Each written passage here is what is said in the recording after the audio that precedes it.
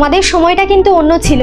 দেখো দাদা বৌদির এই প্রথম সন্তান, বাচ্চাটার আবার কিছু হবে না তো? তুই যেটা বুঝিস না সেই নিয়ে একদম কথা বলিস না। আজকালকার মেয়েদের কাজ না করার এগুলো হচ্ছে বাহানা।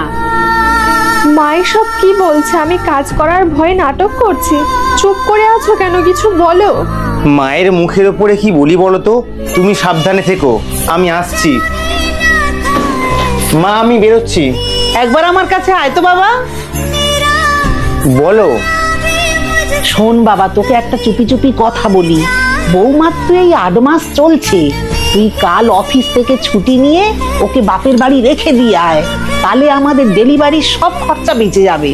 ওখানে থাকলে না আমাদের আর এসব কোনো চিন্তা করতে হবে না, সব ওর বাবা দাদা বুঝবে। মা এটা আমাদের প্রথম বাচ্চা, বাবা হয়ে আমি তার জন্য কোনো দায়িত্ব পালন করব না? তোকে ডেকে না আমার মস্ত বড় ভুল হয়ে গেছে। ওরে নিজের ভালো পাগলেও বোঝে।